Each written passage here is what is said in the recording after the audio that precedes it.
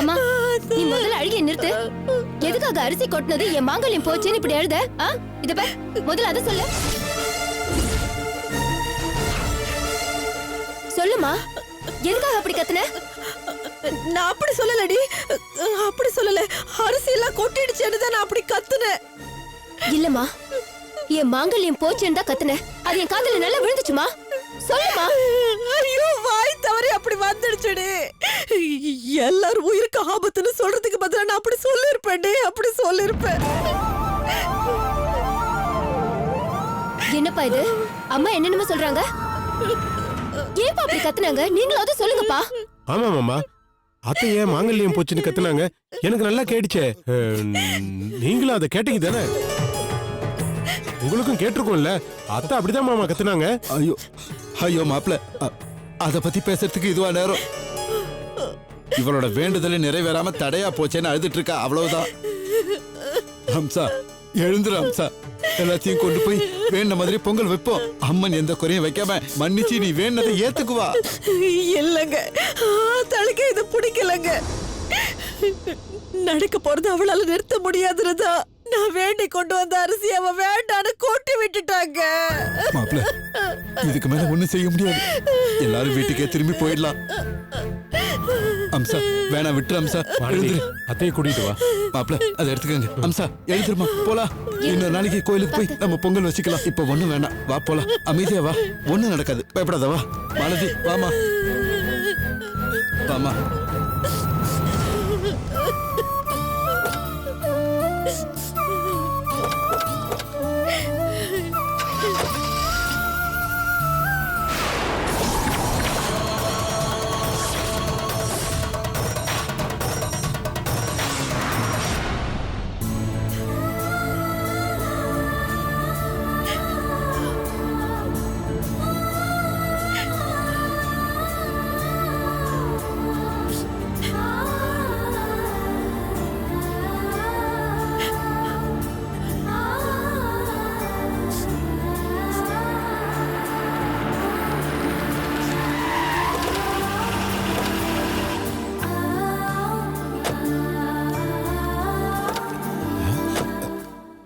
என்னமா அது வீடு பூட்டி இருக்கு?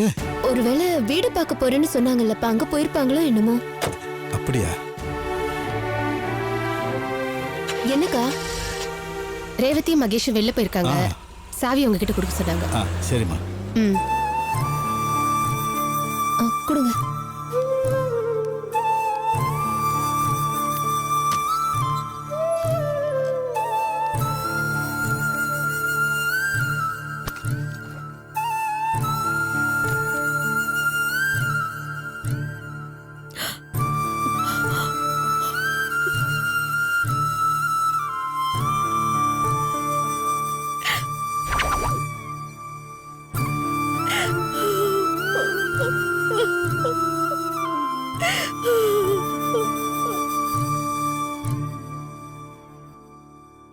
என்னங்க, நீங்க அப்பா கிட்ட பேசிட்டு இருங்க, நான் அம்மாவை பார்த்துட்டு வரேன்.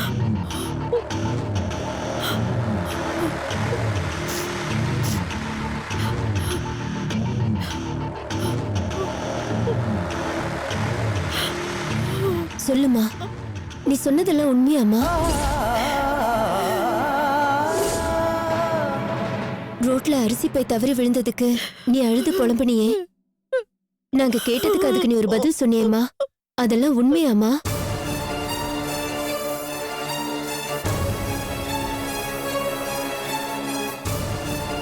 சொல்லுங்க மாமா. இனிமேலும் உண்மையை மறைக்காதீங்கம்மா.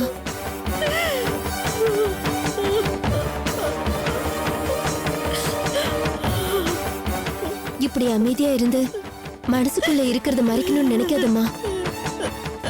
என் மாங்கல்யம் போச்சேன்னு எதுக்குமா அழுத? நாங்க கேட்டதுக்கு ஏமா எதையோ சொல்லி சமாளிச்ச?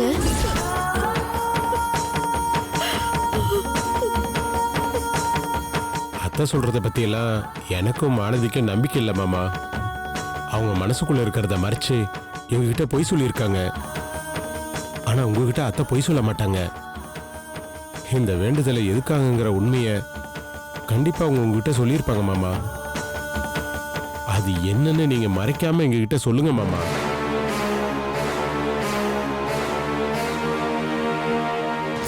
ரேவதிக்கு குழந்தை பிறந்தா அவங்க உயிருக்கு ஆபத்துன்னு அந்த ஜோசியர் சொன்னாரு. அதோட அறிகுறி இப்பவே தெரிய ஆரம்பிச்சிடுச்சேங்க.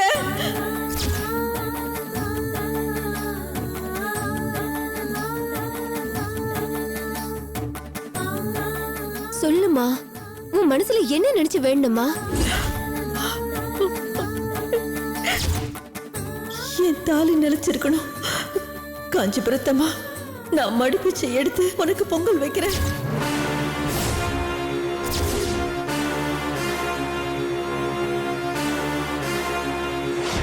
என்னோட தாலி நிலைக்கணுங்க. அதுக்காகத்தான் 100 வயசு வரைக்கும் உங்களுக்கு எந்த ஆபத்தும் இல்லாம நீங்க நல்லா வாழணுங்க. அதுக்காகத்தான் நான் மடிப்பிச்சை எடுக்கிறேன். ஏமா பேசாம இருக்க? இந்த வீட்ல நீ, நான், ரேவதி 3 பேரும் கட்டு கழுத்தியா இருக்கோம். இதுல யார் தாலி இறங்க போகுது? சொல்லுங்க மாமா, இங்க யார் உயிருக்கு ஆபத்து? உங்களுக்கா, எனக்கா, இல்ல மகேஷுக்கா? வாயை திறந்து எதுவுமே பேச மாட்டேன். உன் மனசுல இருக்கிறத சொல்ல மாட்டேன், நடம் பிடிக்கிறல்ல? இருந்துக்கோமா. நீ உன் மனச புதக்குழியாக்கி உண்மையை அதுல புதைச்சி உண்மையாவே இருந்துக்கோ. ஆனா அதை எப்படி வெளியே கொண்டு வரணும்னு எனக்கு தெரியுமா? எனக்கு தெரியும்.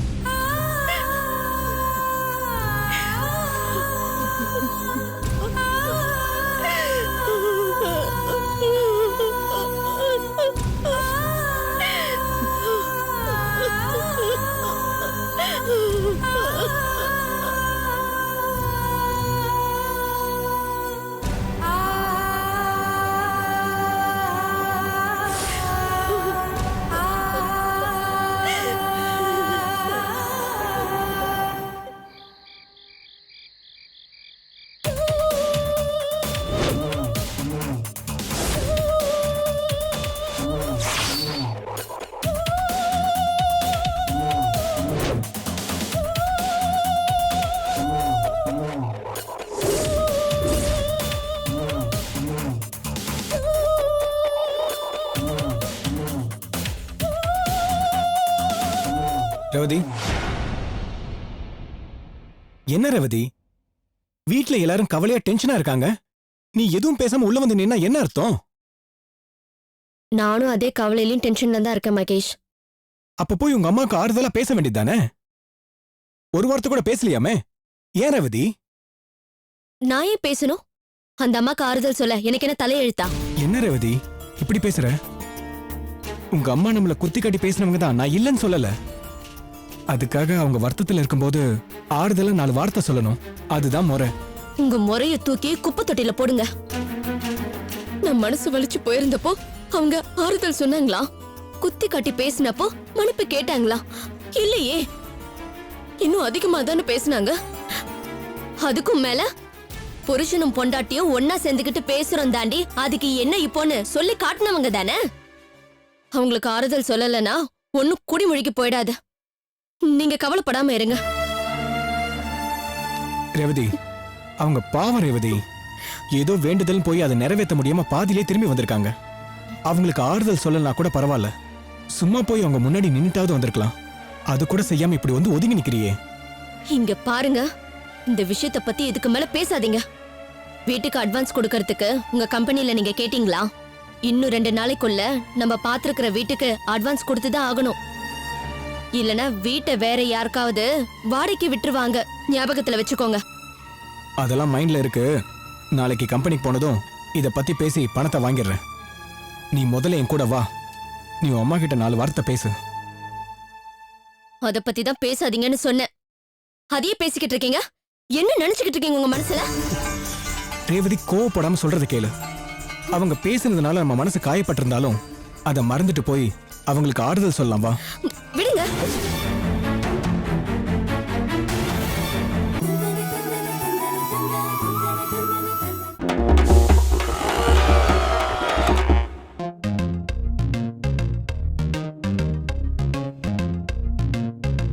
How to satisfy a girl?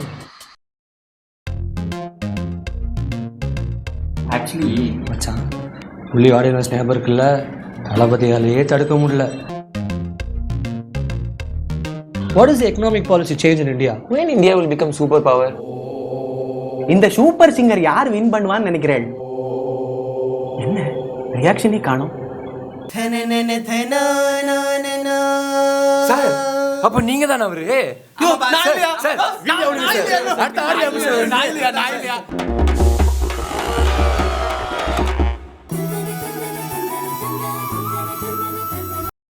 நீ உன் இஷ்டப்படியே இரு.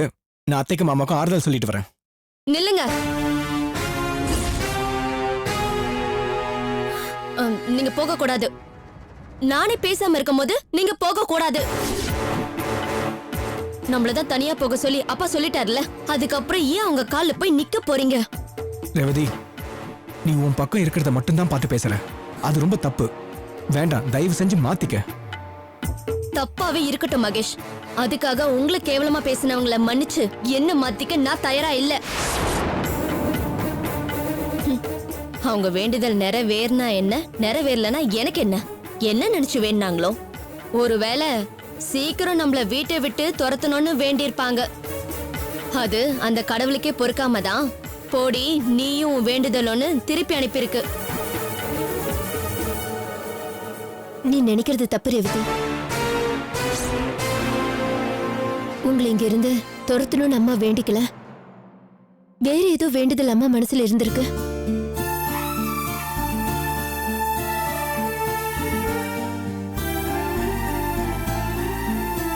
அதுக்காக தான் மடிப்பிச்சை எடுத்து காஞ்சிபுரம் அம்மனுக்கு பொங்கல் வைக்கலான்னு கிளம்பணும். ஆனா வழியில கார் ரிப்பேர் ஆகி வேற கார்ல கிளம்பும் போது அரிசி பை அருந்து கீழே விழுந்துடுச்சு. அம்மா உடனே என் மாங்கல்யம் போயிடுச்சேன்னு கதறி அழுதாங்க. அதான் எனக்கு குழப்பமா இருக்கு.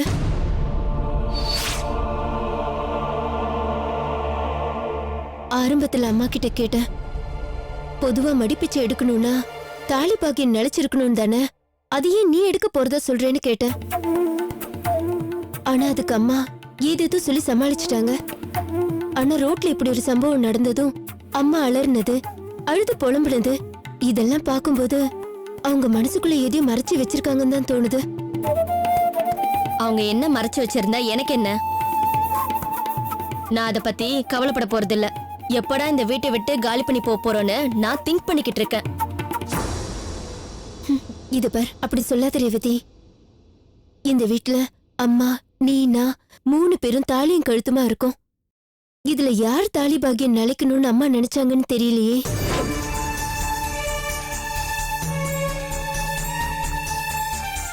அத முதல்ல நம்ம கண்டுபிடிக்கணும். அப்புறம் அம்மா மனசுல இருக்கிற பயத்தை போக்கணும். இத சொல்லத்தான் நான் இப்ப இங்க வந்தேன். நீங்க சொல்றது சரிதான். நீ அத்தை நடந்துக்கிற விதத்தை பார்க்கும் போதும் இப்ப நடந்த விஷயத்த பத்தி யோசிக்கும் போதும் அத்தை மனசுக்குள்ள வெளியில சொல்ல முடியாத ஏதோ ஒரு பயம் இருக்குன்னு நான் நினைக்கிறேன்.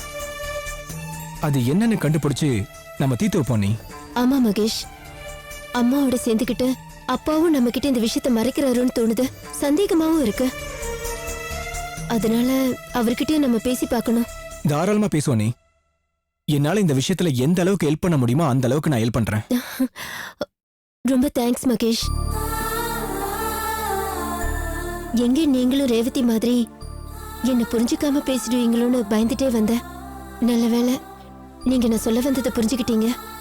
இனி எனக்கு எந்த தயக்கமும் இல்ல. கூடிய சீக்கிரமே அம்மா மனசுல என்ன பயம் இருக்குங்கிறத கண்டுபிடிச்சிடுறேன். அதுக்கப்புறம் நம்ம எல்லாருமே சேர்ந்து அந்த பயத்தை போக்கிடலாம். நான் வரேன்.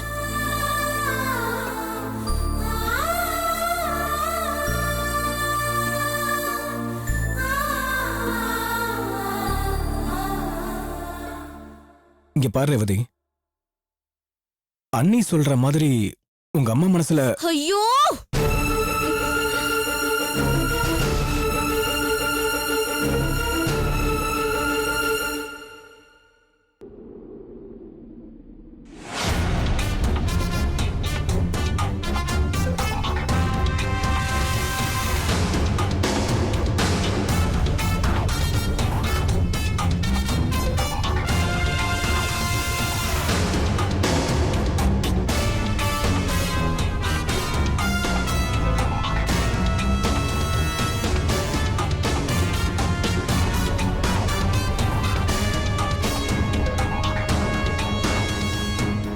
இப்ப என்ன பண்றது விஸ்வா?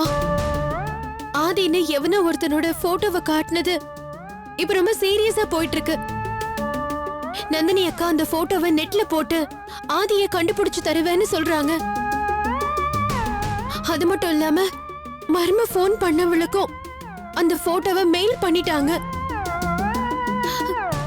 இதெல்லாம் எங்க கொண்டு போய் விடுன்னு எனக்கு தெரியல விஸ்வா. எனக்கும் என்ன பண்றதுன்னே புரியல. நானும் இதெல்லாம் கொஞ்சம் கூட எக்ஸ்பெக்ட் பண்ணல அகிலா. ஆதின்னு எவனோ ஒருத்தனை காமிச்சா ஆஃப் ஆயிடுவான்னு நினைச்சேன். அவ இப்ப அவனை உங்க கூட சேர்த்து வச்சுட்டு தான் அடுத்த வேலைங்கிற மாதிரி நிக்கிறா. அதுக்கு என்ன வேற ஹெல்ப் பண்ண சொல்றா? சத்தியமா as clueless as you are. என்ன பண்றதுன்னு சுத்தமா புரியல எனக்கு. இதுக்கு தான் நான் முதல்லயே சொன்னேன், அந்த போட்டோவை காட்டி இந்த விஷயத்தை இன்னும் சிக்கலாக்கிக்க வேண்டான்னு. நீங்க கேட்கவே இல்ல. இப்போதைக்கு சமாளி, அப்புறம் வேற ஏதாவது ஐடியா பண்ணிக்கலாம்னு சொன்னீங்க. இப்ப என்னடா என்ன பண்றதுன்னு தெரியலங்கிறீங்க. என்ன விஸ்வா இதெல்லாம்? என்ன விஷயம் இதெல்லாம் கேட்டா எனக்கு புரியல. சரி என்ன பண்ணலாம்? நேரா நந்தினிட்ட போய் எல்லாத்துக்கும் நான் தான் காரணம் சொல்லிடவா? சொல்ல முடியுமா? ஏன் சொல்ல முடியாது?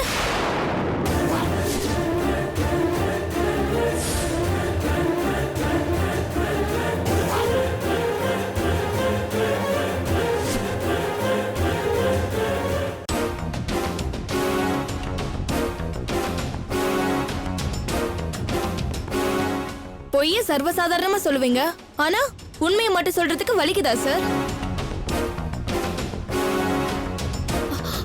அருணா, நீ மும்பைக்கு போயிருந்தியே, இங்க எப்படின்னு கேக்குறியா? அதுக்கு பதில் நான் அப்புறம் சொல்றேன். இப்ப நான் கேட்ட கேள்விக்கு விஸ்வாவை பதில் சொல்ல சொல்லு. ஹலோ, நான் எதுக்கு பதில் சொல்லணும்? நீ யாரு? அன்னைக்கே நான் உனக்கு சொன்ன இதுல தலையிடாதன்னு. உனக்கு என்ன தெரியும் இந்த பிரச்சனையை பத்தி? நீ எதுக்கு இதுல கருத்து சொல்லிட்டு இருக்க? இந்த பிரச்சனைக்கு புள்ளையார் சொல்லி போட்டதே நான் தான்.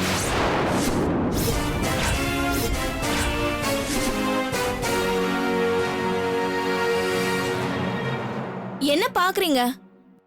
நந்தினிக்கு மர்ம போன் வருதே, அத நான் தான் பண்றேன்.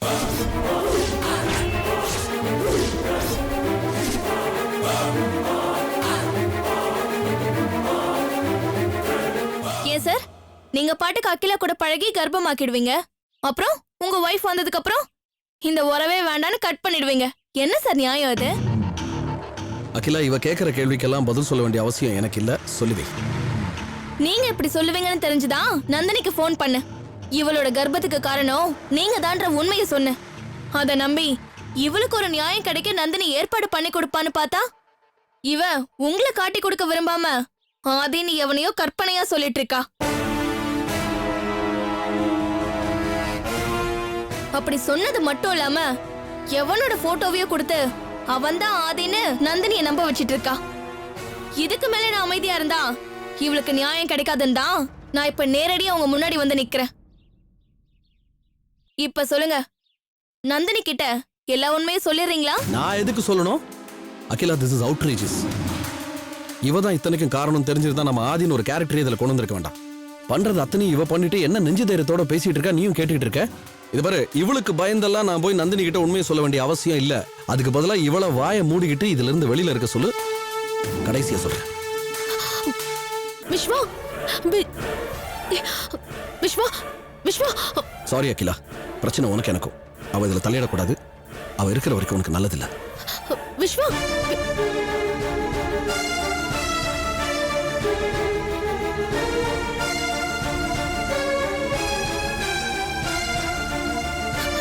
என்னடி இதெல்லாம்?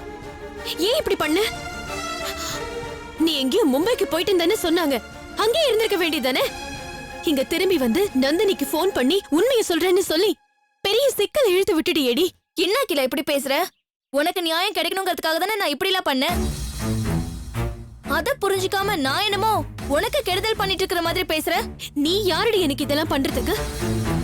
உன் ஃப்ரெண்ட்ஷிப்பை வேண்டான்னு நான் அன்னைக்கே கட் பண்ணி விட்டேன்ல, அதுக்கப்புறம் ஏன் என் வழியில வர? ஃப்ரெண்ட்ஷிப்பே வேண்டான்னு கட் பண்ணிட்டு அப்புறம் எதுக்கு என் வீடு தேடி வந்த?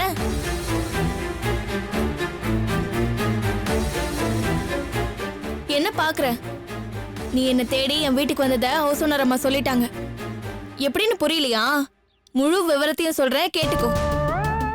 நீ என்ன திட்டி என் ஃப்ரெண்ட்ஷிப்பை கட் பண்ணதுக்கு அப்புறம் எனக்கு சென்னையில இருக்க பிடிக்கல. கடைசியா ஒரு தடவை உன்னை நேர்ல பார்க்கணும்னு தோணுச்சு. உன்னை தேடி உன் வீட்டுக்கு நான் வந்தேன். அப்பதான் உன் அப்பா இறந்தது, உன் அத்தை மாமா சொத்தெல்லாம் புடுங்கி உன்னை விரட்டி விட்டது, எல்லா விவரத்தையும் தெரிஞ்சுக்கிட்டேன். உடனே சென்னைக்கு திரும்பி வந்துட்டேன். அப்பதான் நீ வந்துட்டு போனதா அவசரமா சொன்னாங்க. அதுக்கப்புறம் நீ எங்க போன என்ன செய்யறன்னு தெரியாம இந்த விஷயத்த விஸ்வா கிட்ட சொல்லலான்னு விஸ்வா வீட்டுக்கு வந்தா நீ அங்க இருந்த. வாயை மூடிட்டு சும்மா இருக்கியா? நான் எந்த சூழ்நிலையிலயும் விஸ்வாவை காட்டி கொடுக்க மாட்டேன். ஏன் ஏன் காட்டி கொடுக்க மாட்டேன்ற? ஏன்னா அதெல்லாம் உனக்கு சொல்ல வேண்டிய அவசியம் இல்ல. ஓஹோ, உன்னை ஊருகா மாதிரி தொட்டுக்கிட்ட விஸ்வாவ நீ காட்டி கொடுக்காம தியாக செம்மல்னு பட்டம் வாங்க போறியா? அருணா, அடி, நல்ல அடி அக்கிலாம். நீ நல்லா இருக்கணும்னு நினைச்ச என்ன அடிக்கிறது தான் உன் விருப்பம்னா தாராளமா அடி. ஆனா ஒண்ணு, நான் ஆரம்பிச்சு வச்ச காரியத்தை ஒரு நாளும் நிறுத்தவே மாட்டேன். அத தெரிஞ்சுக்கோ. நிஜமா தான் சொல்ற அகிலா. இன்னும் 2 நாளுக்குள்ள நந்தினி கிட்ட நீ உண்மையை சொல்லணும். இல்ல நானே நேர்ல வந்து உண்மையை சொல்லிடுவேன். இத மிரட்டல்னு நினைக்காத. உனக்கு ஒரு நியாயம் கிடைக்கணும்னு என் மனசுக்குள்ள குமரிட்டு இருக்கிற ஒரு குமரல் இது. அதனாலதான் சொல்றேன், 2 நாளுக்குள்ள நீயாவே நந்தினி கிட்ட உண்மையை சொல்லிடு. இல்லனா நான் வந்து சொல்லுவேன்.